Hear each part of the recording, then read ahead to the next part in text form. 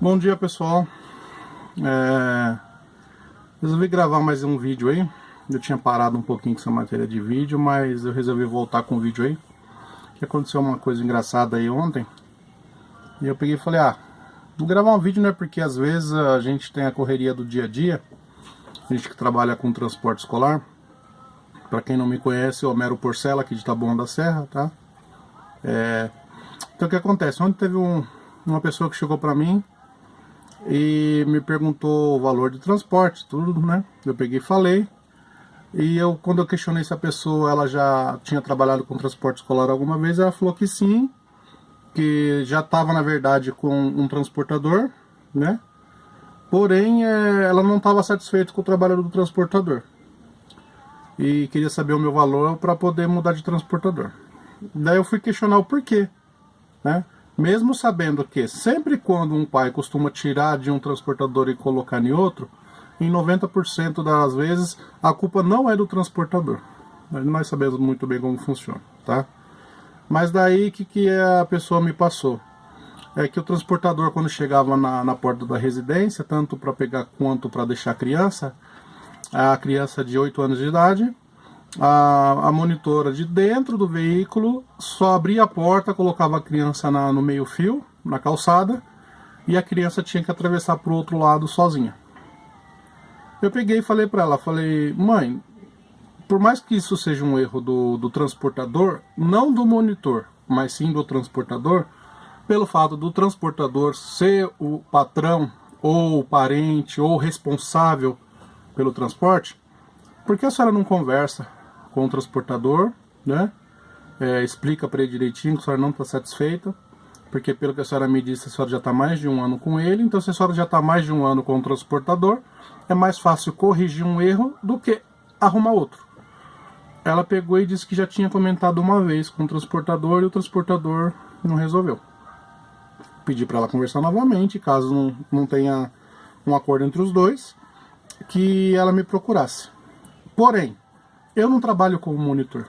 Não gosto de trabalhar como monitor.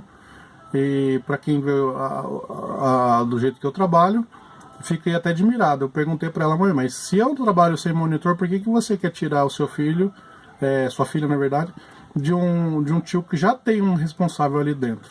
Ela pegou e disse, porque na pesquisa que eu levantei, o senhor foi um dos melhores recomendados. Um dos, não o, mas um dos. Inclusive, ela me passou que já tinha conversado com um outro tio, que tinham recomendado ele em primeiro, só que no carro desse tio não tinha mais vaga. Resumidamente, eu fiquei numa situação meio chata, lisonjeado, graças a Deus, né, pelo fato de ela reconhecer o nosso trabalho mesmo não me conhecendo, mas não peguei a criança, tá? Pedi para ela conversar novamente com o transportador e aí sim, se não tiver condições, voltar a entrar em contato comigo. Fiz errado e fiz certo ao mesmo tempo. Eu acho na minha concepção que eu fiz certo, pelo fato de não ter dado uma punhalada nas costas do outro transportador. E errado ao mesmo tempo porque eu tenho certeza que se ela não veio para ficar comigo, com certeza vai ter um outro transportador que vai pegar essa criança e não vai querer nem saber do outro transportador. Mas isso é uma consciência minha, é um padrão que eu já estou usando há algum tempo e pela minha consciência está dando certo até agora. Então vamos lá, qual que é a dica que eu queria dar para todos os tios que chegarem a ver esse vídeo até o final? Uma dica que eu vejo em 90% do caminho que eu transporto. A gente que trabalha com transporte escolar tem a mania de pegar e querer abraçar o mundo uma vez só. Muitas vezes é pelas condições financeiras, que a gente sabe que não dá hoje em dia para se manter um padrão de vida médio se você não tiver muita criança ou se você não cobrar o suficiente para isso, né? Eu cobro o suficiente. Eu não tenho muitas crianças, mas eu cobro o suficiente. Infelizmente, os pais que estão comigo já há 5, 6 anos aí sabem que o meu preço não é um dos mais baratos, porém também não é um dos mais caros. Então eu estou ali, hoje em dia eu consigo controlar a quantidade de transporte de crianças transportadas para ter um salário mais ou menos razoável, né? Então eu não preciso lotar o carro. Ao contrário que tem muitos transportadores que acham que quantidade é qualidade, e não é. Então tem muito transportador que tem 200 crianças por dia, cobrando R$60 de cada uma. É um tiro no pé. Você se se desgasta demais no dia a dia, você trabalha demais e renda de menos, tá? Então, como eu já disse, antes de uma pessoa tentar entrar no transporte escolar, antes de ser condutor escolar, ela tem que ser empresária de sua própria vida, tá? Ela tem que ser administrador, ela tem que saber trabalhar com dinheiro, ela tem que saber trabalhar. Não adianta simplesmente pegar, comprar um carro, tirar um alvará, e encher o carro de criança e achar que tá fazendo melhor. Não tá. Então a dica que eu dou é a seguinte: nas portas das escolas a gente percebe que muitas vezes o condutor escolar, ele tem a responsabilidade ali de dirigir tudo, só que às vezes ele deixa um pouquinho de lado a responsabilidade das crianças pro monitor, né? Só que 90% dos monitores que a gente vê trabalhando no dia a dia simplesmente abrem e fecham a porta. Infelizmente a gente tem que notar isso, né? Quando o monitor abre a porta, coloca a criança para fora, a criança que se vire. E na hora de voltar para casa a mesma coisa. Então o monitor fica lá atrás só falando para a criança: não faz isso, não deixa de fazer aquilo, não faz bagunça, e tá maravilha. E não é isso, pessoal. Quando você tem um monitor, o monitor tem que pegar na mão da criança, tem que atravessar a criança, retirar a criança da mão dos responsáveis e entregar a criança na mão dos responsáveis. Primeiro passo, a obrigatoriedade do monitor. A do condutor escolar.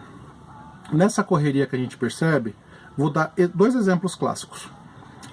Eu estou parado na porta de uma escola, eu estou parado na calçada normal, esperando uma fila de condutores descer as crianças na porta da escola para mim chegar com a minha van basicamente o mais próximo possível da porta da escola também, desembarco as crianças e ali entro para dentro, tá? O que a gente percebe é que tem muito motorista, vou dizer até motorista, não vou dizer condutor, que para o carro lá atrás, a 100, 200, 500 metros do colégio, despeja as crianças todo no meio da rua e sai com a criança atravessando. Tá errado? Não, não tá errado, porque a partir do momento que você tem um adulto responsável por ela, tudo bem. Porém, às vezes 1 minuto, 2 minutos que você perdesse e esperasse aquele carro da frente se deslocar e você encostasse lá na porta, a segurança seria maior, tá? Mas por que muitas vezes isso não acontece? Porque transportador escolar não respeita o tio que está na frente. Não respeita. Eu já cansei de fazer isso, e 99% de quem está vendo esse vídeo já cansou de fazer isso. Tem um tio parado ali próximo da porta da escola, vem um tio que está atrasado lá 15 carros atrás, sai ultrapassando todo mundo, até às vezes pela contramão, né? Para lá do lado daquele tio que está na porta da escola, abre a porta e desce as crianças no meio da rua. Isso é horrível, é errado, né? 90% dos transportadores, infelizmente, faz isso. Para quê? Achando que vai ganhar aquele 1 minutinho. Mas não está percebendo que ali, às vezes, está colocando o risco, uma criança para atravessar no meio da rua, ou até a si próprio, de vir um outro carro na mão dele, ficar buzinando. Muitas vezes as ruas travam. Então, muitas vezes, a culpa do trânsito na porta do colégio não é dos pais, que vai levar uma criança ou 2 crianças e param um carro lá, que muitos tios reclamam que os pais param na vaga do transportador escolar, que para mim também é um erro. O carro de transporte escolar tem que ter a preferência de estacionar ali, sim, né?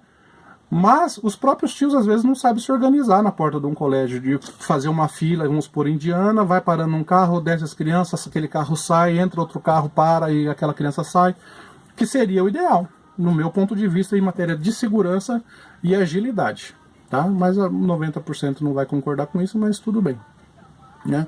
Então, se a gente se policiar com esse critério de desembarcar as crianças no local certo, não ficar ultrapassando pela contramão outro veículo, não ficar bloqueando a rodovia com o veículo escolar, o nosso trabalho vai ser muito mais bem visto, mais bem quisto pelos pais, tá? Porque muitos pais parecem que não, mas muitos pais olham como você está trabalhando na porta do colégio. Então, muitos pais acham que quando fez a clientela durante o começo do ano, está sossegado para o resto do ano, e não é. E graças a Deus eu já cheguei a ter lista de espera para o ano seguinte. Hoje eu tenho criança para o ano que vem que vai entrar no transporte. Por quê? Porque os pais chegam na porta do colégio, vê da forma que a gente trata a criança, do jeito que a gente conversa com a criança, do jeito que a gente brinca com a criança e do jeito que a gente é responsável pelas crianças. E nisso chegam pra gente e se informam qual o valor de transporte, como a gente transporta, qual é o tipo de contrato.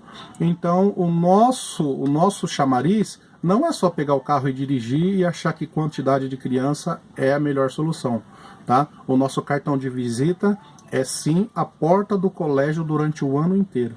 Então vamos se policiar um pouquinho, tá? Espero que o vídeo aí sirva para alguns dos transportadores. Se possível, eu vou colocar esse vídeo aí no YouTube, né?